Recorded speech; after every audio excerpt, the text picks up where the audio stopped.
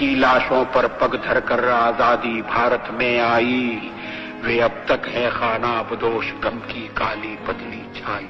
पहला फर्ज है अपनी आजादी को मजबूत करना और कायम रखना। बहनों और भाइयों,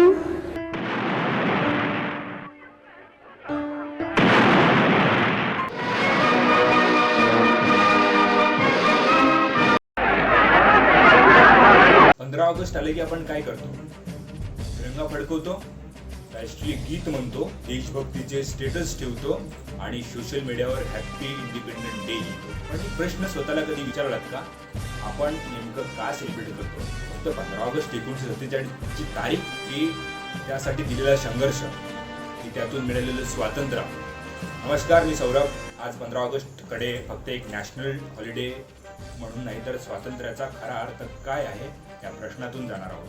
15 ऑगस्ट 1947 हा भारतातील इतिहासातील असा दिवस आहे ज्याने जवळपास 2 शतकांच्या ब्रिटिश वसाहती राजवटीचा अंत केला.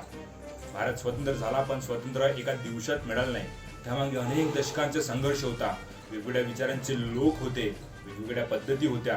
कोणी अहिंसेचा मार्ग स्वीकारला, कोणी क्रांतिकारी मार्ग निवडला, कोणी लेखणीने लढलं, कोणी आंदोलन केलं आणि असंख्य सामान्य लोकांनी आपल्या परीने या स्वातंत्र्यात सहभाग घेतला.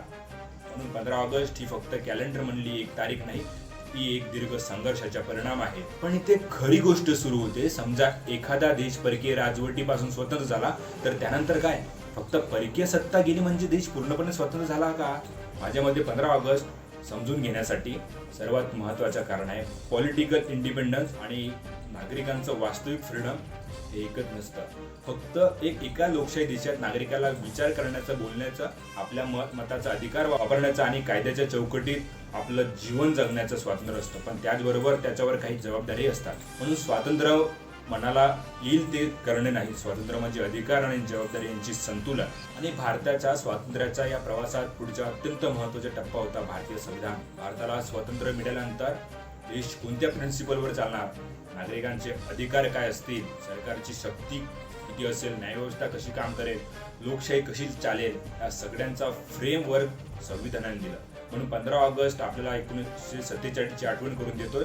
तर कॉन्स्टिट्यूशन आपल्याला त्या स्वातंत्र्याला, लोकशाही आणि कायद्याच्या चौकटीत कसं जपायचं हे सांगतात. आज इक्वॅलिटी, लिबर्टी, जस्टिस आणि डेमोक्रेसी याबद्दल बोलतो. या सगळ्या कल्पना आपल्या कॉन्स्टिट्यूशननी, सिस्टीमनी जोडलेल्या आहेत. पण आजच्या पिढीसाठी स्वातंत्र्य काय? आज आपल्या समोर ब्रिटिश राजवट नाही, पण याचा अर्थ असा नाही की आपल्याला आपल्या देशासमोर कोणतीही आव्हान नसतील. आज आपल्याला मिसइन्फॉर्मेशनचा सामना करावा लागतो. सोशल मीडियावर फेक न्यूज पसरते. यात धर्म, भाषा, प्रदेश या मुद्द्यावर समाजामध्ये डिव्हिजन निर्माण होऊ शकतं. लोकशाहीमध्ये आपल्याला मत व्यक्त करण्याचा अधिकार आहे, पण त्याचबरोबर दुसऱ्याचा अधिकाराचा आदर करण्याची जबाबदारीही आहे. म्हणून आजच्या काळात देशभक्ती म्हणजे फक्त तिरंगा लावणं नाही. देशभक्ती म्हणजे देशाच्या लोकशाही संस्थांचा आदर करणं. कारण आदर करणं आणि स्वतःच्या कर्तव्याची जाणीव ठेवणं. आपला स्वतःला एक प्रश्न विचारा, आपण आपल्या देशासाठी काय करतो? याचं उत्तर फक्त सैनिक होणे किंवा सीमेवर जाणं असं नाही. एक विद्यार्थी प्रामाणिकपणे शिक्षण घेतो, तो देशासाठी योगदान देतो. एक डॉक्टर प्रामाणिकपणे रुग्णांची सेवा करतो, तो देशासाठी योगदान देतो. एक फार्मर प्रामाणिकपणे शेती करतो, तो पण एक योगदान देतो. एक लॉयर न्यायासाठी काम करतो, तो देशासाठी योगदान देतो. एक सिटीजन मतदान करतो, विचार करून निर्णय घेतो, तो देखील डेमोक्रेसी मजबूत करतो. देश बनतो त्यांच्या नागरिकांमुळे. म्हणून या 15 ऑगस्टला फक्त एक प्रश्न विचारूया. आपल्याला स्वातंत्र्य मिळालं आहे, पण आपण त्या स्वातंत्र्याची किंमत समजून घेतो का? ज्या लोकांनी स्वातंत्र्यासाठी संघर्ष केला त्यांच्याकडून आपल्याला एक जबाबदारी मिळाली, हे स्वातंत्र्य पुढच्या पिढीपर्यंत अधिक मजबूत स्वरूपात पोहोचवण्याची. म्हणून 15 ऑगस्टला फक्त तिरंग्याला सल्यूट करू नका. संविधान समजून घ्या, आपले अधिकार समजून घ्या, आपल्या जबाबदाऱ्या समजून घ्या आणि सर्वात महत्त्वाचं एक जबाबदार नागरिक बना. मी ह्या सौरभ दिनाच्या सर्व भारतीयांना मनापूर्वक शुभेच्छा. जय हिंद.